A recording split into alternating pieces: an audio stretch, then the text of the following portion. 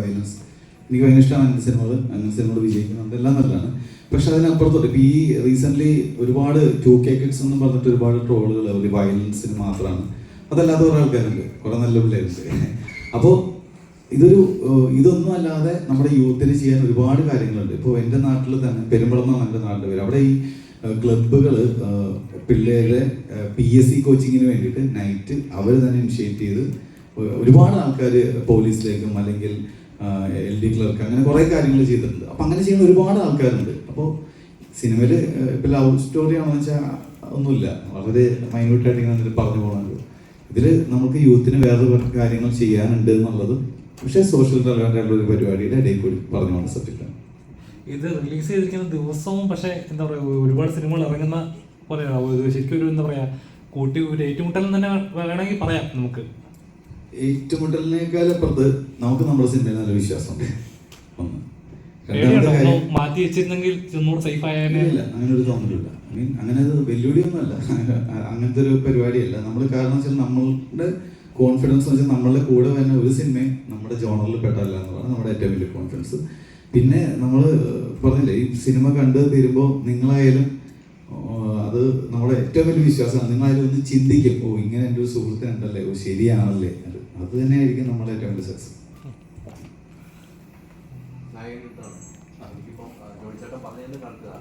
ഈ സിനിമയിൽ എല്ലാം ആക്ഷൻ ഉണ്ട്, ഇമോഷൻ ഉണ്ട്.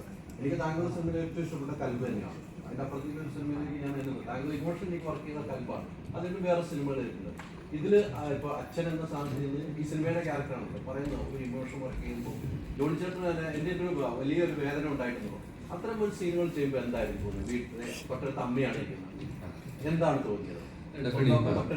അതെ, വളരെ നല്ലൊരു എക്സ്പീരിയൻസ് ആയിരുന്നു. കാരണം ഇതിൽ പറഞ്ഞ പോലെ നമുക്ക് ഏറ്റവും ഒരുമിച്ചുള്ള സ്ക്രീൻ ടൈം ഉള്ളത്. കാരണം ഫസ്റ്റ് ഹാഫ് കുറച്ച് ലൈറ്റ് ഹാർട്ടഡ്, സെക്കൻഡ് ഹാഫിലെ കുറച്ച് പരിപാടിയിലോട്ട് കുറച്ച് കടക്കുന്ന ഈ കഥ.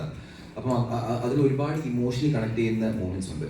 ഇപ്പം നമ്മൾ ഈ കൊടുക്കൽ വാങ്ങലെന്ന് പറയുമ്പോൾ കോമഡി മാത്രമല്ല അപ്ലൈ ചെയ്യുന്നത്. ചിലപ്പോൾ ഈ ഇമോഷൻ സീക്വൻസിൽ ചിലപ്പം ജോൺ ചേട്ടൻ പറയുന്ന ഒരു ഡയലോഗ് ആയിരിക്കും, അത് ഞാൻ ചിലപ്പോൾ അറിയാതെ കൊടുക്കുന്ന ഒരു റിയാക്ഷൻ ആയിരിക്കും അത് ക്യാപ്ചർ ചെയ്ത്. അങ്ങനെ ഒരുപാട് നാച്ചുറൽ ആയിട്ട് ഒരുപാട് ഡൈനാമിക്സ് വർക്ക് ചെയ്തിട്ടുണ്ട്. ഞാൻ ഇപ്പോഴും പറയുക, ഈ 4 പടങ്ങൾ ഞാൻ ചെയ്തത് എന്നെ ഒരു ആക്ടറായിട്ട് ഏറ്റവും യൂസ് ചെയ്ത 2 പടങ്ങൾ ഒരെണ്ണം UK ഒക്കെ ആയിരിക്കും. എനിക്ക് ഉറപ്പായിട്ട് പറയാൻ പറ്റും.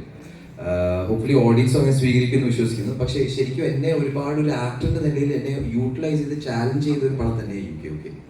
എനിക്ക് തോന്നുന്നു ഇപ്പോൾ ജോണിച്ചേട്ടൻ പറഞ്ഞതല്ല, എനിക്കൊരു സന്തോഷം എൻ്റെ പേരൻസ് എന്ന് പറഞ്ഞാൽ സ്വന്തം വീട്ടിൽ താങ്കൾ എങ്ങനെയായിരുന്നു ആ ഒരു സന്തോഷം ഈ സിനിമ കാണുമ്പോൾ താങ്കൾക്കാണ് ഉണ്ടാവുന്ന, അച്ഛനും അമ്മയ്ക്കായിരിക്കും ഉണ്ടാവുക? എനിക്കൊന്ന് അവർക്കൊരു പ്രൗഡ് മൊമെന്റ് തന്നെയാണ്. കാരണം ഞാൻ ശരിക്കും ഒരു BTech ഗ്രാജുവേറ്റ് എഞ്ചിനീയറിംഗ് കഷ്ടിച്ചത് പാസ്സായത്. പക്ഷേ ഡെഫിനറ്റ്ലി അവർ ഭയങ്കര സപ്പോർട്ടീവ് ആയിരുന്നു രണ്ടുപേരും. ഇത് പറഞ്ഞാൽ ഈ കലാമേഖലയിലൂടെ എനിക്കുള്ള ഒരു പാഷൻ അവർ ഭയങ്കര സപ്പോർട്ടീവ് ആയിരുന്നു. കാരണം സപ്പോർട്ട് ഇല്ലാതെ എനിക്ക് നിലവരെ എത്താൻ പറ്റത്തില്ല. അതിൻ്റെ ഒരു തിരിച്ചറിവ് കാരണമാണ് എനിക്ക് നല്ല കോൺഫിഡൻ്റ് ആയിട്ട് ഇത് പെർസ്യൂ ചെയ്യാൻ ഒരു മേഖല കിട്ടിയത്. സോ അത് എപ്പോഴും ഞാൻ ഗ്രേറ്റ്ഫുള്ളാണ്. പിന്നെ ഞാൻ ഒരിക്കലും നമ്മൾ ഗ്രാൻഡ് എടുക്കത്തില്ല. ഏത് പഠനം ചെയ്താലും ഞാൻ എൻ്റെ ബെസ്റ്റ് എഫേർട്ടാണ് പുട്ട് ചെയ്യുന്നത്. ഇതുവരെ നല്ല സ്വീകരണം കിട്ടിയത്. ഇതുപോലെ തന്നെ മുന്നോട്ട് പോകണമെന്ന് വിശ്വസിക്കുന്നു. സോ നോക്കാം. ജീവിതത്തിലും കൊടുക്കൽ വാങ്ങലുണ്ട്. അതെ, ഉറപ്പായിട്ടും. അതെ, ഇത് ശരിക്കും ഈ പടം മൊത്തം ഒരു കോമൺ മാൻ്റെ സ്ട്രഗിൾസ്, എല്ലാവർക്കും റിലേറ്റ് ചെയ്യാൻ പറ്റുന്ന ഒരു ക്യാരക്ടറും ഒരുപാട് അനുഭവങ്ങളും ഇന്ന് കാണാൻ പറ്റുമെന്ന് നല്ലൊരു കോൺഫിഡൻസ് ഉണ്ട് ഞങ്ങൾക്ക്. വീട്ടിലെ അച്ഛനും ഉണ്ട്. പക്ഷേ ഇത് കുറച്ചുകൂടി എന്ന് പറഞ്ഞാൽ ഈ കഥാപാത്രം എന്ന് പറഞ്ഞാൽ പുള്ളി ശരിക്കും അച്ഛന് വേണ്ടി ജീവിക്കുന്ന ഒരു മോനാണ്. കാരണം അച്ഛൻ്റെ സ്വപ്നങ്ങൾ വേണ്ടി ജീവിക്കുന്ന ഒരു മോനാണ്. അപ്പോഴത്തേക്ക് പക്ഷെ പുള്ളീൻ്റെ ഉള്ളിലൊരു ഫയർ ഉണ്ട്.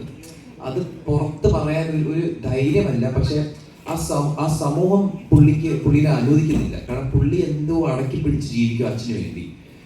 അപ്പം പിന്നെ അത് കഴിഞ്ഞിട്ട് നമ്മൾ പുള്ളിയുടെ ഒരു ക്യാരക്ടർ ആർക്ക് കാണുന്നത്. കാരണം ഇപ്പം പുള്ളിക്ക് എന്തായാലും നേടിയാലേ പറ്റത്തുള്ളൂ. അതാ ആ ക്യാരക്ടർ ആർക്ക്.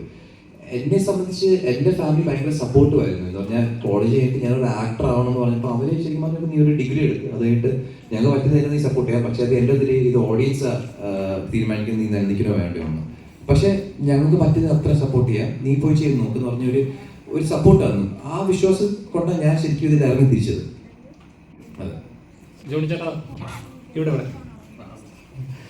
ജോണിച്ചേട്ടൻ കുറച്ച് മുമ്പ് പറഞ്ഞ പോലെ ഒരു വീട്ടിലെങ്കിലും ഇത് ഒരാൾക്ക് റിലേറ്റ് ചെയ്യാൻ പറ്റുമെന്ന് പറഞ്ഞു. അപ്പം ഓരോ സിനിമകളും അങ്ങനെയാണ്. ഇപ്പം നമുക്ക് എന്താ പറയുക, നമുക്ക് റിലേറ്റ് ചെയ്യാൻ പറ്റുന്ന, നമ്മൾ കണ്ടിട്ടുള്ള അല്ലെങ്കിൽ നമുക്ക് വേണ്ടപ്പെട്ട അല്ലെങ്കിൽ നടന്നിട്ടുണ്ടല്ലോ എന്ന് ഓർമ്മിപ്പിക്കുന്ന പല കഥകളും കഥാപാത്രങ്ങളും നമ്മൾ കണ്ടിട്ടുണ്ട്.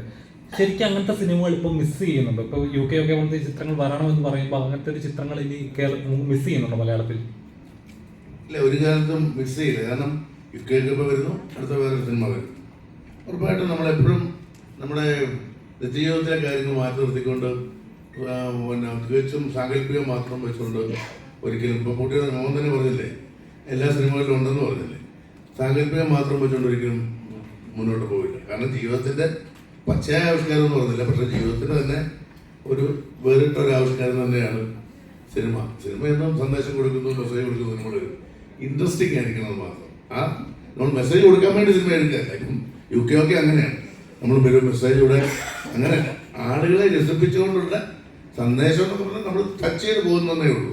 പക്ഷെ ഒരു ത്രില്ലിംഗ് രസമുള്ള ഗംഭീര സിനിമ തന്നെയായിരിക്കും. ഒരു മോട്ടിവേഷൻ നമുക്ക് തോന്നും, എന്നിലൊക്കെ കൊള്ളാലോ എന്ന് തോന്നുന്ന സംഭവമുണ്ട് ഇതിനകത്ത്.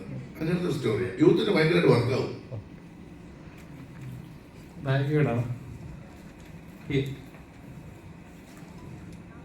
ഇവിടെ അതായത് ശരിക്കും ഞങ്ങൾ റീലിനകത്ത് കണ്ടത് ദിലീപേട്ടനുമായിട്ട് ആദ്യ സിനിമയുടെ എക്സ്പീരിയൻസുമായിട്ട് ദിലീപേട്ടനെ അനുഗ്രഹം പഠിക്കാൻ പോയെന്നൊക്കെ റീലിൽ കണ്ടായിരുന്നു. ദിലീപേട്ടൻ്റെ പങ്കനാണോ? അതെ അതെ, തീർച്ചയായിട്ടും ആണ്. കുഞ്ഞിലെ ഞാൻ ഡൈ ഹാർട്ട് മീശമാധവൻ ഫാനാണ്. എങ്ങനെ ഉണ്ടായിരുന്നു ഈ, കാരണം ഇതിന്റെ പ്രൊമോഷൻസ് ഒക്കെ ചെയ്യുന്ന സമയത്ത് ഭയങ്കര ഹൈപ്പർ ആക്റ്റീവ് ആയിട്ടുള്ള ആളാന്ന് തോന്നി. അപ്പൊ ഡാൻസിലായാലും ശരി, അങ്ങനെ ഒരു ഭയങ്കര ഹൈപ്പർ ആയിട്ടുള്ള ഒരാളാന്ന് തോന്നി. എങ്ങനെ ഉണ്ടായിരുന്നു UK ഒക്കെ ഒരു ഇത്? UK ഒക്കെ എൻ്റെ ലൈഫിൽ സംഭവിച്ച ഏറ്റവും നല്ല കാര്യങ്ങളുള്ള ഒരു കാര്യമാണ് UK ഒക്കെ. അപ്പോൾ അതിൻ്റെ ഷൂട്ട് ആയിക്കോട്ടെ, ഷൂട്ട് കഴിഞ്ഞുള്ള പ്രൊമോഷൻസ് ആയിക്കോട്ടെ, ഞാൻ ആ എനർജറ്റിക് ആയിട്ട് നിന്നതും ഒക്കെ അതിനോട് അത്രയും ഒരു കമ്മിറ്റ്മെന്റ് ഉള്ളതുകൊണ്ട് കൂടെയാണ്. പിന്നെ ഡാൻസർ ആയതുകൊണ്ട് എല്ലാ സ്റ്റേജിലും ഡാൻസ് കളിക്കാൻ പറഞ്ഞാൽ ഞാൻ അപ്പം ഡാൻസ് കളിക്കും. പിന്നെ അത് അങ്ങനെ ആ ഒരു എക്സൈറ്റ്മെന്റ് ഇപ്പോഴും ഉണ്ട്. അത് പടം ഇറങ്ങി അത് ഓഡിയൻസ് സ്വീകരിക്കുന്ന വരെ ഉണ്ടാവും. ഞാൻ ചോദിക്കണം. അപ്പൊ ഒരു ദിലീപിന്റെ ഫാൻ ഗേളാന്ന് പറയും. അപ്പൊ പലപ്പോഴും ഈ ദിലീപേട്ടൻ ഇങ്ങനെ ഡീഗ്രേഡ് ചെയ്യുന്നതായിട്ട് കാണുമ്പോൾ ഒരു ഫാൻ ഗേൾ എന്നുള്ള ലെവലിൽ എപ്പോഴും തോന്നിയിട്ടുണ്ടോ, വിഷമം തോന്നിയിട്ടുണ്ടോ? വിഷമം തോന്നിയിട്ടുണ്ടോ എന്ന് ചോദിച്ചാൽ അത് ഈ കുറ്റം തെളിഞ്ഞിട്ടില്ലല്ലോ.